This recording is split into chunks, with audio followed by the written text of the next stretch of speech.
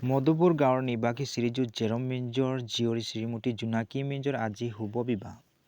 আজি বিবাহস্থলীত উপস্থিত হৈ দেখিছোঁ মেইন গেটৰ পৰা আৰম্ভ কৰি পেণ্ডেলৰ ভিতৰ ভাগলৈ ইমান সুন্দৰকৈ সজাই পৰাই লোৱা হৈছে।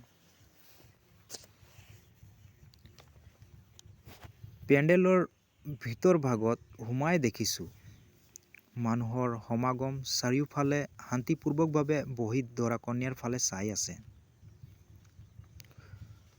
সকলোবোৰ ধৰ্মীয় ৰীতি নীতিৰে দৰা কন্যাক মণ্ডপত বহোৱা হৈছে। লগতে চুম্বন চেৰিমনীও আৰম্ভ কৰা হৈছে।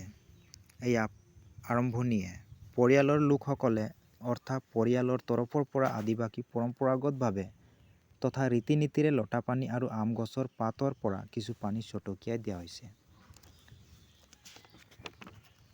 লগতে দেখিব পাইছোঁ জাৰ্নেল মিঞ্জৰ অতিকৈ মৰমলগা ভাতিজী তথা কন্যা মূৰত তেল সানি আছে আৰু উপহাৰ প্ৰদান কৰি আছে। লগতে ইজনে সিজনক সাৱটি ধৰি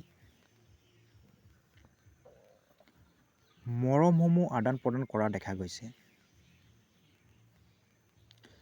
জোনাকী মিঞ্জ আৰু জাৰ্নেল মিঞ্জ তথা জাৰ্নেল মিঞ্জৰ ভাতিজী জেৰম মিঞ্জৰ অতিকৈ ডাঙৰ ছোৱালী দুয়োকে সাৱটি ধৰি মৰমসমূহ আদান প্ৰদান কৰা দেখা গ'ল আৰু বাকী পৰিয়াল লোকসকলেও উপহাৰ প্ৰদান কৰি আছে। জোনাকী আৰু নোয়াছৰ দুয়োজনৰ পবিত্ৰ শুভ বিবাহ দুয়োকে বহুত শুভেচ্ছা জ্ঞাপন কৰিলোঁ। দুয়োজনৰ বিবাহিত জীৱন সুন্দৰভাৱে অতিবাহিত কৰিব পাৰে তাৰে কামনা কৰিলোঁ। ধন্যবাদ। জহাৰ।